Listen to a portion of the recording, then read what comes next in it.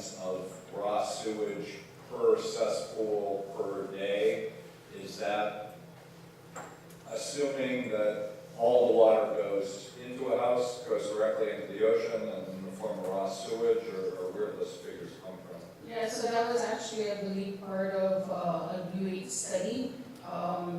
And yeah, you're right. It's just an estimate.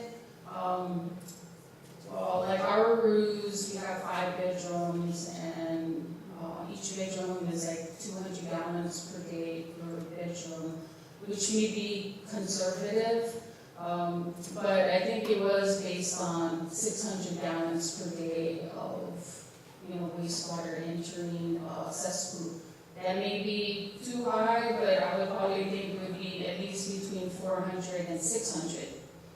So but you still have millions of gallons of raw sewage, entering the ground. Well, we assume that all of that enters the ocean, if not today, then sooner rather than later. And is that a fair assumption, that all the bacteria that I put into my cesspool arrives at the ocean? Well, but that's why we're doing studies to show that it is entering the ocean. And that's why you have the differences between the categories, priority 1, priority 2, and priority 3. So like the priority 1 areas, studies have been done that actually shows that there is a lot of cesspool influence by doing like a lot of data collecting to prove that cesspools are entering your shore waters. Assumption, you think we live in an island state. If you put something in a hole, where does it go? Right? It's going to enter, usually hits your groundwater. There is some kind of evaporation that happens, but majority of your wastewater, if it enters groundwater, it is going to flow in the direction where your groundwater is going. So like I said earlier in the presentation, it either flows to the ocean or it flows to a drinking water aquifer. One more quick question. You said that kitchen water was considered black water. Why is that? Because with kitchen water, a lot of it is because you have a garbage disposal. And when you have a garbage disposal, food grinds, when you grind up your food has a high, organic loading. It has, like rice, you have sugars, so there's this factor this measurement that they use in wastewater. They have BOD5 and they have total suspended solids. So they have like high nutrient biological,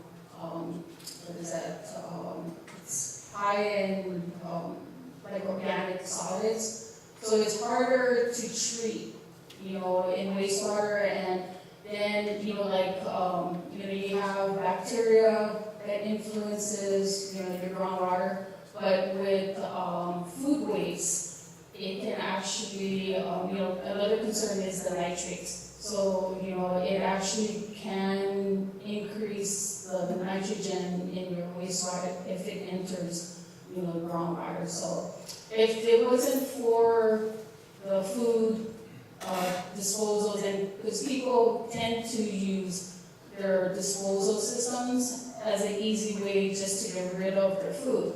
If they just took it and put it into the trash, then they wouldn't have all of that loading into your system. So that's the reason why kitchen wastewater is considered black water.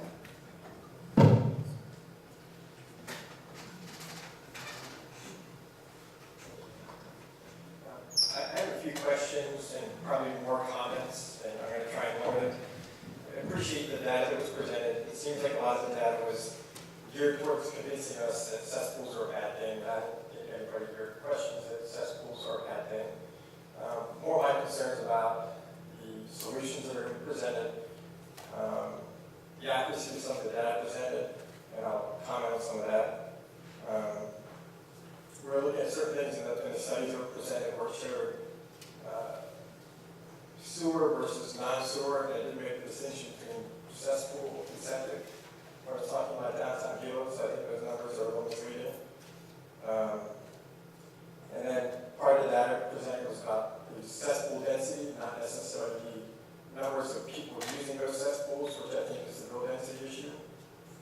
And when it came to the issues about, I know like Paradise Park was pictured where a lot of the wells were, and it talked about the risk to people in drinking wells presented by these cesspools that were in the areas around it. And if my understanding of the number of cesspools and the number of wells is accurate, there are far fewer wells than cesspools. And my concern also about that is the dates that those wells were probably drilled probably came well after the dates that the cesspools were in place. So part of that is people creating their own problems. I think common sense education would help that. And then if our real priority is to protect the drinking water of that minority, it probably makes more sense to look at what's the easier fix. And the easier fix is probably not to condemn the cesspool, but to condemn the well. It's a lot easier to replace a well with a technical system than it is to replace a cesspool with a septic system. So I think common sense solutions, looking at data accurately, are going to help us a lot more than I think we probably are looking at so far.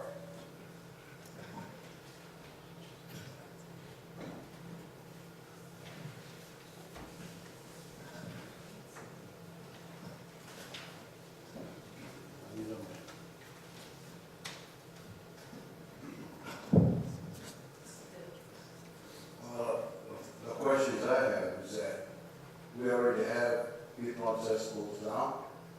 Then you have people that's not on cesspool, which is probably the city of Hilo.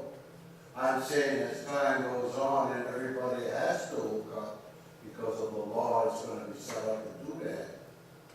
What's the process? Where does all this waste go to? And who's taking care of the waste if you're going to put all these millions of gallons of waste? Does it run underneath a community? Does it go into a community to be refiltered and go through the process, and then does it come back to the same community and then go out front of the community about 8 miles and comes out to the ocean? Your study doesn't show that you go out to the 8 mile at the end of the sewer pipe that you pump out in front of your car and do testing there. And then at times when the weather's rough or there's some high seas, you got signs going up, no swimming, no fishing. And that's today. You're talking about tomorrow, you're not addressing today's issue. So how are you going to compound tomorrow's issue if you're not doing it today? Is your facilities upgraded to handle all of this? Do you run an extra so-called process so you throw your waste out in front of the Hawaiian community in Kyoka, that everybody comes to town, your crap goes right down to the Hawaiian Homes area and gets filtered and comes right back out in front of the Hawaiian Homes beach. Now how do you address that? I don't see nothing in there talking about how you address the waste. Yes, you'll throw it on the pump and then we can go turn off our TV. But who receives it and how does it get treated properly so that it doesn't have these beach closures? The breakwater keeps the crap inside Hilo. Outside of the breakwater, and you have signs that say you can't swim, you can't fish. Where does that come from? Is it the cesspools? You know, you got 4 miles of fresh water coming down into the ocean. Every time there's low tide, you can see it coming. And that whole area over there is cesspool, all homesteads. So now is that going to be something that the Hawaiians have to live with down there, or are they going to be moving that facility? What's the process for that part of it? Not just flushing the toilet. Where is it going to go and how you address that? So that's the Hilo wastewater treatment plant. Do you know anything about the Hilo treatment plant?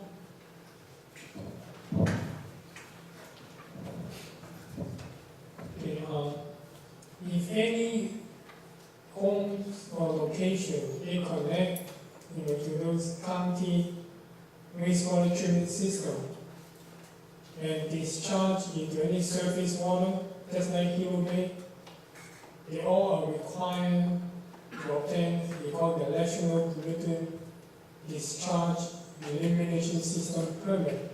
So basically, it means, all these treatment plants, they will treat the water to a certain degree and meet, the discharge limitation before they're allowed to discharge into those surface water. So anytime they're exceeding those limitations, they're subject to enforcement action. Fine, but that's after the effect of the enforcement action. You already did the damage, now you're trying to pay for the damage. I'm saying that in the middle of America, there's no ocean where they throw the crap out in the ocean. How do they do their processing in the middle of America with their waste and don't throw it all over the place? Why aren't we up to par with those kind of facilities? Instead of keep throwing it in the ocean. This is the whole grandfather thing that they're doing, and still multiplying the problem and the pollutants. So, So a lot of facilities on the mainland, they discharge to streams, Mississippi River, no, they do, Colorado River, I mean, they. Well, they don't find justify we dump it over here. I mean, technology, you can fix that. You don't keep saying, because they dump, we dump. No, I don't think there is any technology, unless you do total reuse and make it into drinking water. They were passing around in LA, bottles of drinking water that was from Europe. Yeah, so, to me, that's the only method or technology that I know where you have zero discharge, where you take your wastewater and you make it into drinking water. And then there wouldn't, there's still probably be some discharge for, if the system goes down. But they do have that closed loop. But again, it's public perception. Are people ready here? And it does cost a lot of money to take your wastewater and to treat it to drinking water standards. Ask your question back to the other person there that's for the county. You're working with the county. No, we work for the state, so the county is not here.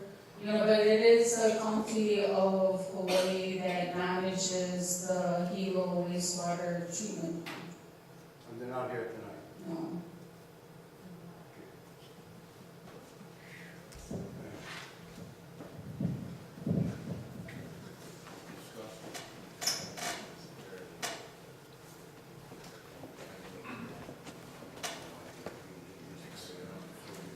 So, one of the issues, and just addressing the Hilo area, is the cesspools are in the older neighborhoods, right?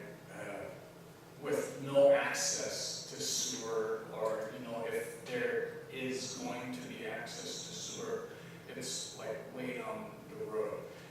These older neighborhoods are clustered, and the development that has encouraged sewage treatment is all outside of these areas. You've got all of these older homes with, established families that have been there for generations. They really don't have the money, individually or even as a community, to join into any kind of sewage treatment or, so one of the questions about that is how much is this going to cost a homeowner? I saw, a little thing about investigating financing options and all that stuff, but it's still going to cost these people that have been in these neighborhoods all their lives. It's going to cost them a pretty penny just to get the line dug from their existing water to the street. Much less joining in with all of everybody else trying to put it someplace else. So that's one question is the cost per household to join into wherever the sewer is going to be. Are you going to be able to mitigate the financing, or try to? These people have been here for all their lives, probably retired. They don't have a paycheck to be able to jump into somebody's sewer, regardless of where the sewer goes. The other thing is, and I understand it's like 2050, but 2050 is like a cutoff date, and you're gonna have all of it. So, my other thought was, is the state gonna condemn all of these areas that have cesspools that are unable to financially bear the burden of hooking up with the local sewer? You know, are they just gonna make it in chunks everywhere? Because then you only got one pipe instead of, 400 pipes going into the the financial burden to the older neighborhoods is really extreme. And then let's say, joining in with that gentleman's comment, let's say you put all of this treatment, all of the existing cesspools, and you're able to gather up all of this stuff and put it into a sewage treatment plant. The way Hilo rains, that thing is going to overflow constantly. There is no way to be able to treat all of that stuff unless you're going to pump them back uphill and let it run back down. There is no way to effectively treat the sewage that will end up in that sewage treatment plant without that thing constantly overflowing and then consequently affecting the groundwater and the marine environment.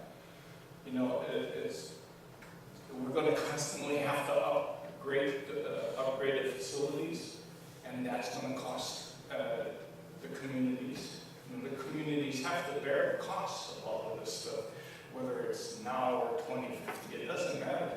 All of that exponentially is going to cost everybody. And again, all of these old neighborhoods are not able to bear that. Yeah, so that's why the Act 132 was passed this year, is to have that cesspool working group to look at the law, to see if it's feasible, and to look at the financial mechanisms, to provide assistance to homeowners that cannot, bear the cost of upgrades. 32 years, so we know that that's probably the number one concern for upgrades of cesspools is the money. There's no guarantees like the community that you're talking about will be sewer, with the county. So, there's options. So if they're not going to put in a sewer line, then they're going to have to look into upgrading the cesspool to another wastewater system, but that does cost money. And again, going back to the work group, we're going to have to, the purpose of this work group is to come up with a long-term plan, to address cesspool upgrades. And one of the pieces is to look at possibly setting up grants. There is an income tax credit that's available for qualifying cesspools. Your cesspool has to be located within 500 feet of the stream, perennial stream, wetlands, or shoreline. But again, that's only like an income tax credit, so you would have to have like a state liability, to actually benefit from that income tax credit. But yeah, going back to your comments, yeah, we do know in a lot of the meetings that we've attended, the concern is where we're going to get the money to upgrade.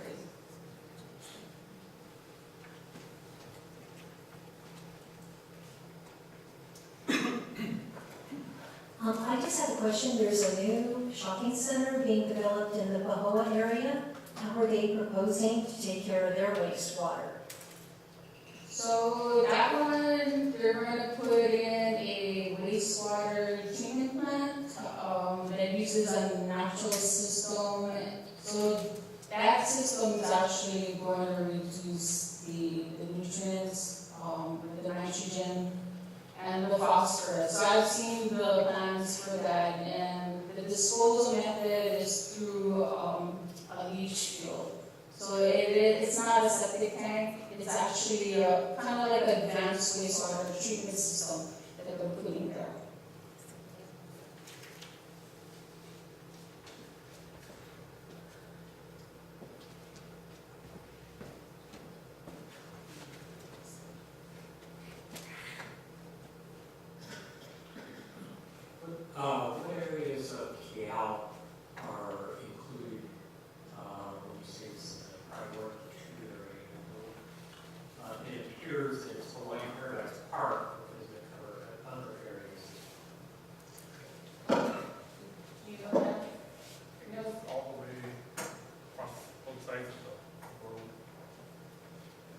White Paradise Park and, or White Plant, or what's above, White Paradise Park? But it Includes is, all those areas. but it is not as far as the whole. Yeah, and it comes out, it's very, Get out now. That's really good stuff.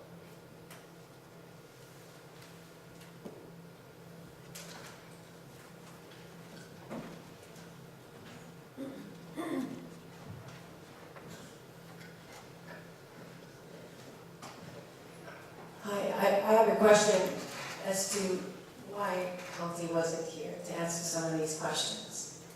And I think they should have been here. I'm grateful for Richard, at least for being here tonight, so that some of these concerns could be brought to our politicians that know a lot about this bill and this act. My question is, you mentioned that there was a study that was done. Did this study also incorporate our fatigue system that potentially all of these cesspools might be treated at? Did it also include that? So the study, so there were two reports that were done, but the intent was actually just to study on-site systems or individual wastewater systems and the impact to neutral waters and to drinking water aquifers. It didn't study the impacts of wastewater treatment plants. So to answer your question, it didn't factor in any wastewater treatment plants. So they made a decision without infrastructure issues that you might have in the future. Because really, if they're not going into a septic system, they will be treated in the present system that has not been upgraded, faulty, leaks, in the study, which I think this was all premature before they actually saw if it can actually be feasible for the present system that we have, which has faulty PH pipes that has been placed for the early 60s, and which will be concentrated in one area. And they have had problems. Just in 2017, our county wastewater treatment plant had some administrative orders from EPA to fix, and they finally did that. So that should have been into consideration. The issues that are already there. Also the fact that there have been studies, not studies, but tests for high nitrogen, and that is a problem on our shoreline for the wastewater. The Department of Health only has one water quality person for this entire island, and on your sheets here, it doesn't even discuss the issues that we have on the shoreline of Kilpaha, where the outfall is. And I just wondered if you could tell me why. Why there's only one person? No. Why is it not on here as a priority, since your outfall is in Kilpaha, not in Hilo Bay? Well, because our report was based on cesspools, so, like I said, we didn't look, into wastewater treatment plants. And, you sharing your concerns with us, we'll go back, and, we'll forward it to the County of Hawaii, about the concerns that, you guys have regarding the treatment plant at Hilo. That I think should be a priority, since we do carry that burden for many years, and the impacts of human impacts here on the shoreline. And I know that Tracy's been working closely with this, but in legislation, we have a feasibility study. We have two bills that have been submitted, and wondered if, and that was for an alternative for a sewage system here, a feasibility study. I just wanted to ask maybe if you were familiar with that. What did you want to say something? Oh, okay.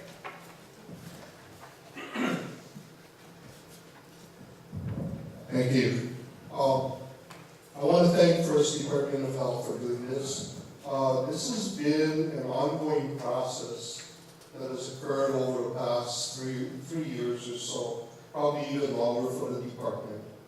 But about almost 3 years ago, the department came out with a new policy that they were looking to implement regarding cesspools.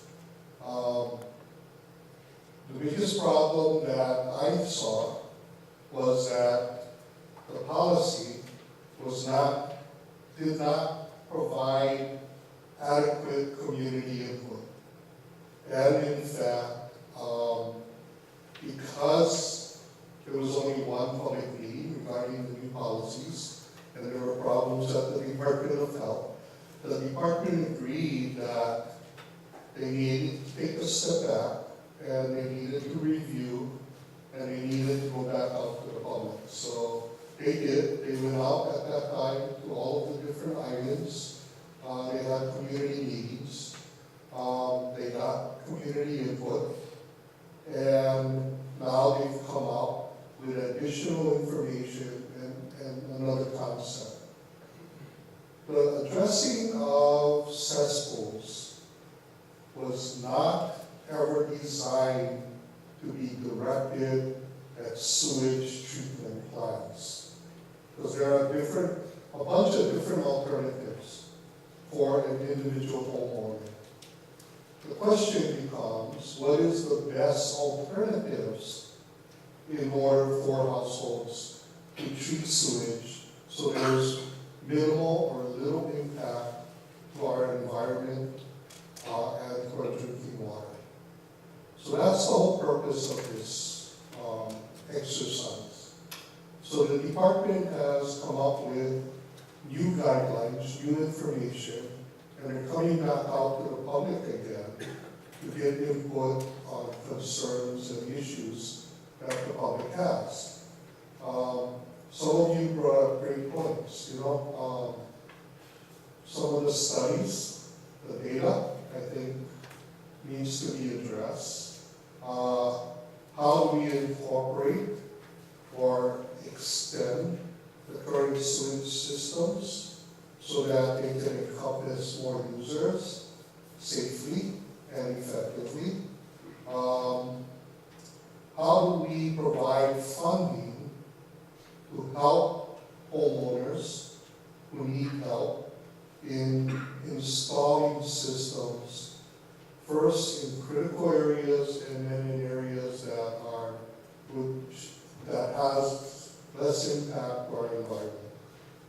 These are all the questions that the department is trying to address for the legislature so that we can appropriately look at legislation to address the environmental impact and effect on our drinking water. So, again, this is an ongoing process, and as was mentioned, the deadline is 2050.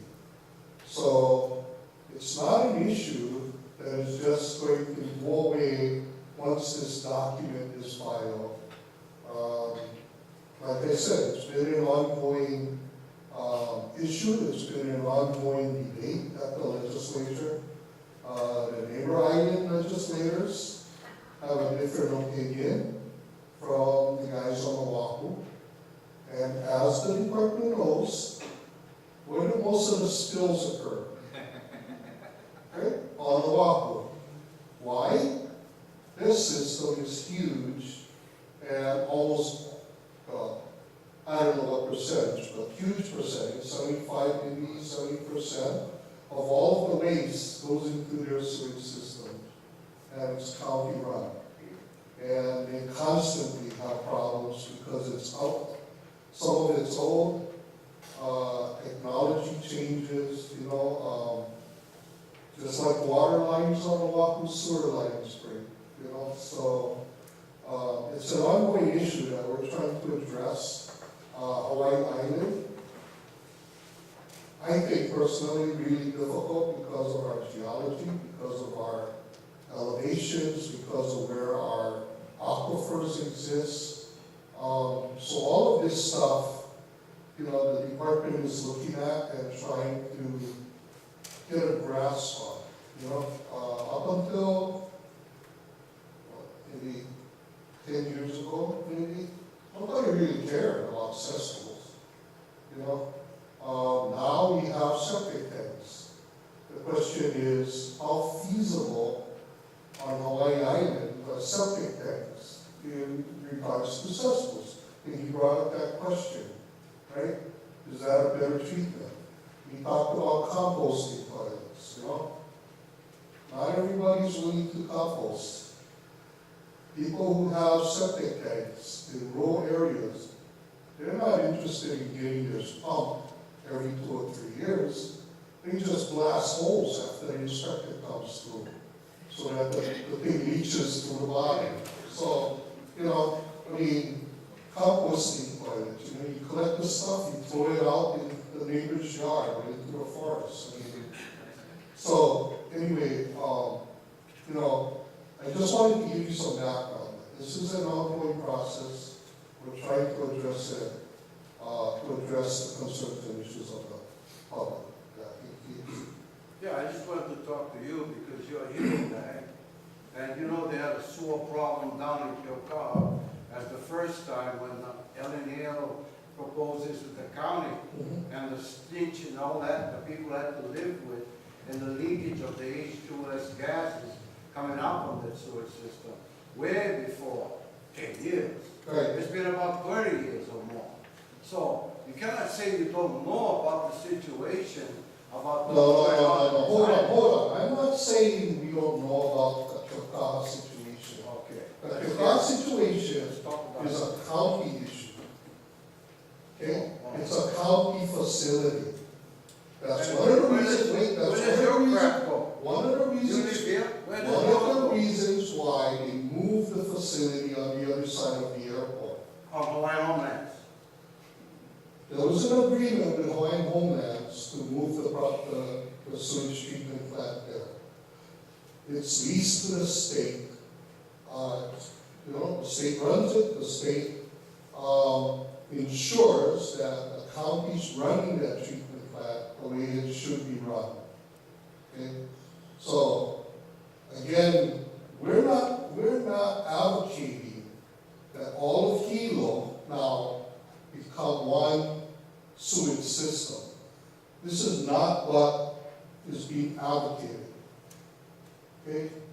The county is challenged. Now? I'm sorry? How do you address the situation the way it is now? With that plan? Yes. Well, I'm not working for the county, so I don't know what the situations are currently at the plant that are affecting the residents in the Kyokawa area. I think that we can talk offline, and I'd be more than happy to listen to what you got to say, what are the issues, and we'll try to address them. Thank you, Richard. I'd like to speak to you about that, but the Department of Health has a lot to do with our sewage. They regulate wastewater treatment in county. And there have been problems because it's not Department of Health does not regularly test the waters in front of our shoreline because it's not a priority and it's not a tier 1, issue. So yes, you do have, a big part in the role of this sewage issue because you are the regulators of that particular facility. And so when we do legislation, when we do policy issues on this, it does get to a state level.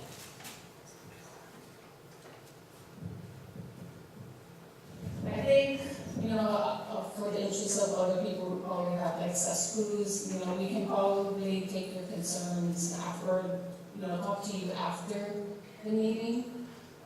Because, you know, I think a lot of people came here because they actually have cesspools, you know, and they have, you know, we want to have them ask questions, you know, about, you know, the cesspools. So, you know, we can address your comments, you know, after the meeting.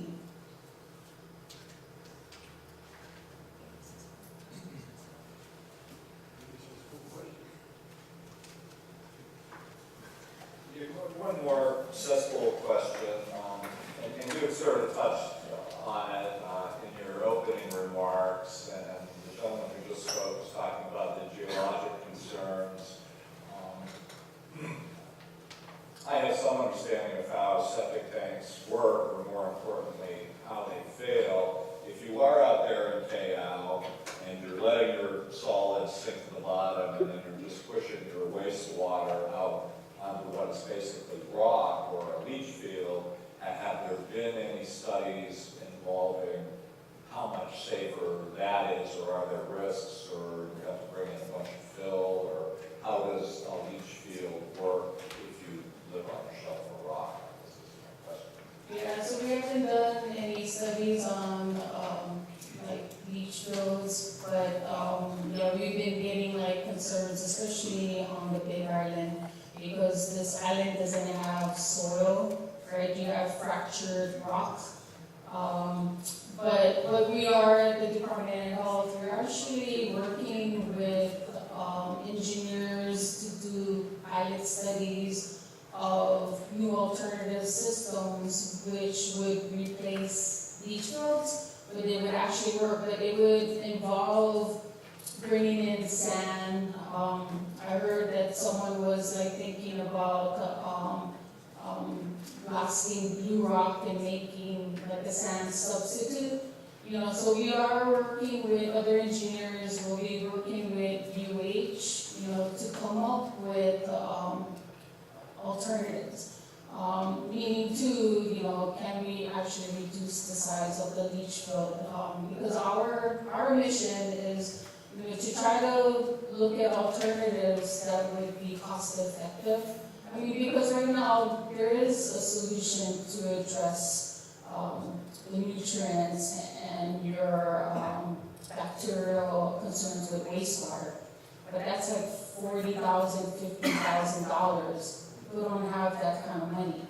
So, you know, the thing is that we want to go back, look at what the current technology is, and to offer it to the public only after, you know, we've gone through pilot studies, because we don't want to introduce something and it ends up failing. So, you know, we are working, like I said, with engineers and UH to come up with more feasible that's economically feasible for homeowners.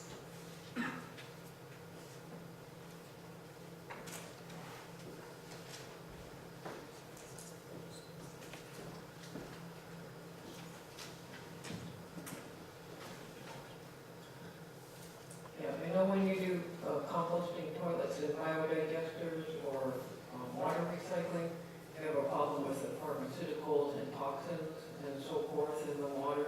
Have you guys found any ways to deal with that? Yeah, so, we know, so those pharmaceuticals are called, was it personal care products? Pharmaceuticals and personal care products. And actually that is an indicator of wastewater. But the current treatment, well, first of all, there's no regulations on these pharmaceuticals and personal care products. It's not even a drinking water standard, no. But we know that it is a concern. In fact, when we did like a study in upcountry Maui, we actually used that as an indicator to say that cesspools were actually impacting a drinking water aquifer. You know, so for us, using that can actually target, and we can say, that drinking water, or they've even used it for, I believe, for ocean, right, for the streams. They've used that actually as an indicator that, that water body is being contaminated with cesspools. Have you found any way to deal with it? If you want to get safe water for irrigation or for drinking, to take out the medicines, or take out paint that someone poured down the drain? So the question is whether there's been treatment to remove personal care products and the pharmaceuticals from the wastewater for reuse. And the answer is, I believe, yes. In Orange County, they have a system that treats the wastewater through multiple trains, and then it can remove most of the chemicals and the PBCPs, as we call them. So there is technology available. We don't know how much it costs, but as we're talking about how we were going to have no discharge from our wastewater treatment plants, the direct potable reuse or the indirect potable reuse is something that is discussed at conferences that I attend, and it is also something that we need to have the community buy-in for.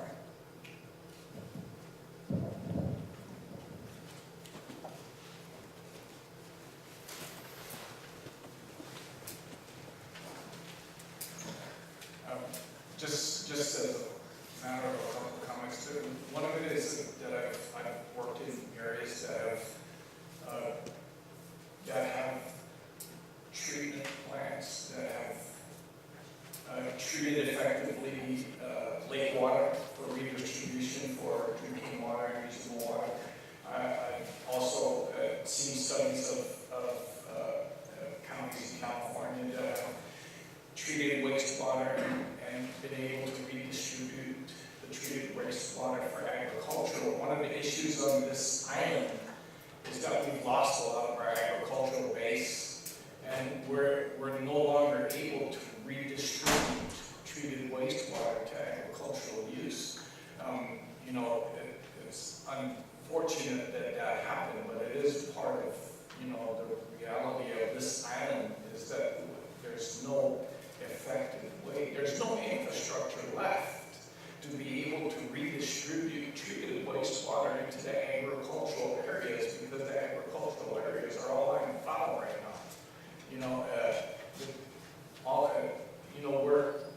I think we're looking at one issue, which is the cesspools, and disregarding a lot of the other issues, which is how do we relieve the burden of the poor water quality on this island without going into an enormous cost thing, and we're facing a lot of different issues. One being the treated wastewater, or where to do the wastewater, where to point the wastewater, and how to redistribute the treated wastewater. If we had still had an agricultural base, it would be financially feasible because the infrastructure would already be there and set to redistribute the wastewater into the agricultural areas. There's this place in Northern California that have done that. It took years to get the people on board. Nobody wants to drink their wastewater. There's this whole thing about that. But the years progressed, and they finally were able to redistribute the wastewater into the agricultural area and have it seep back down into the water table and safe to use. I think it's possible, but the geology of Hawaii makes that really difficult, and because we have lost a lot of our agricultural base, it eliminates the potential for the further expansion of treated wastewater. Yeah, thank you. Well, the thing is that like with Hilo wastewater treatment plant, it's kind of like located close to the airport. It probably wouldn't be feasible. Well, first of all, Hilo rains a lot. So, you guys have an abundant source of water. I know in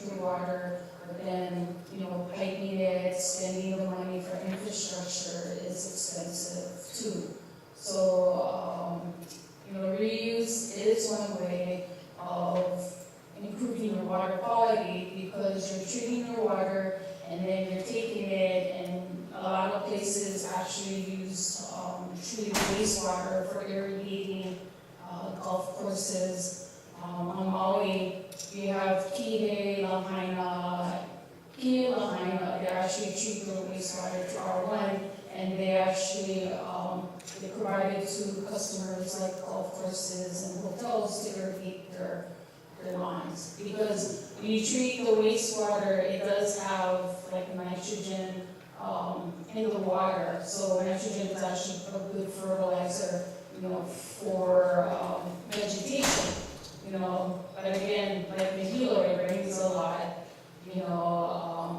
but again, too, we've seen that rainfall, is, it's fall, like with climate change. Yeah, you can have like a lot of water, but you never know when, your Hilo might get into drought situations like Maui. But again, that really is a way to address, water quality issues. So, question. Mhm. Building a few homes in Hilo, there was a requirement to dig a cesspool 10, 13 feet, I think it was, before we could get past an engineer's signature. So, what was 13 feet supposed to mean? I didn't know the reason, I just followed the rules. This is what, with the cesspool, or was it with the seepage pool? Cesspool. But this was before we passed the regulations. 80s? Oh, in the 80s. Sure, so your house is only 10 years old, so? Yeah, I'm not sure, but the rules was just 10 feet. So I'm not sure why they had you go 13 feet. Well, anyway, what's the 10 feet supposed to represent? I Smell don't know. on top, or What is that? the seepage of 10 feet, or the No, smell? it was the depth of, the minimum depth of the cesspool. So that was actually, before we passed the rules to ban cesspools. When cesspools were allowed, the minimum depth from the inlet had to be 10 feet. And that's the cesspools that he was talking about in the communities, the older communities, right? You were talking about. Well, the older communities, it's not even, it's just a hole in the lot. I mean, you just pile a big rock around and make sure that you don't. Then you capped it, but the inspector had to come and look Yeah. if he was at that depth before he signed off. Most of the old neighborhoods are all like that. Yeah. Okay, so we're gonna conclude, we have like one last, part of our presentation, and Chinese going on.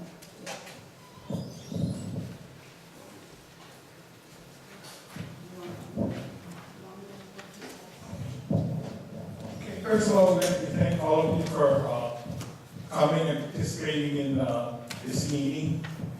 Your comments will help us in developing what outcomes of how we move forward.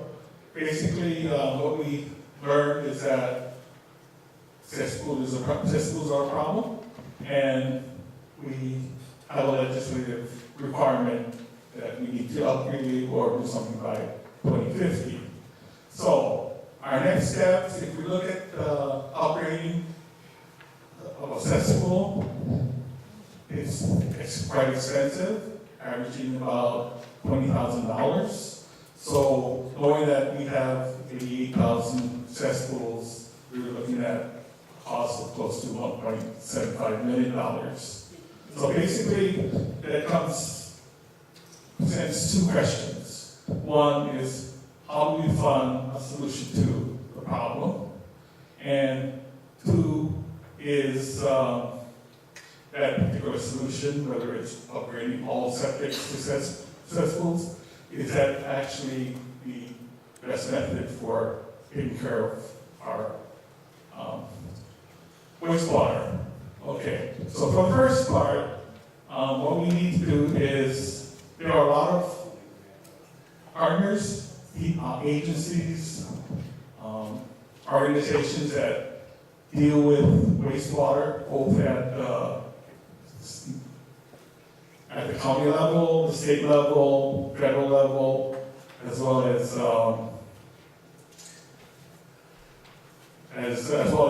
participants from the university that provide data for us in order for us to be able to make decisions.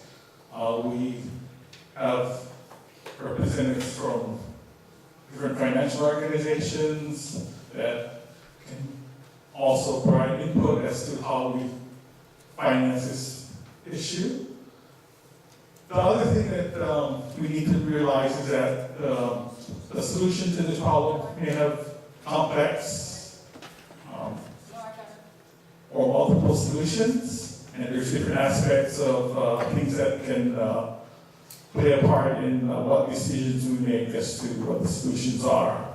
They include access to municipal sewer systems, working with the county whether they actually have infrastructure available, local geology, what is the geology of where you're located, whether it will cause an impact to the environment, your cesspool density or your population density, how does that impact what happens with your wastewater, and also your receiving waters. What waters will your systems actually affect, whether it's drinking water, groundwater, or nearshore waters.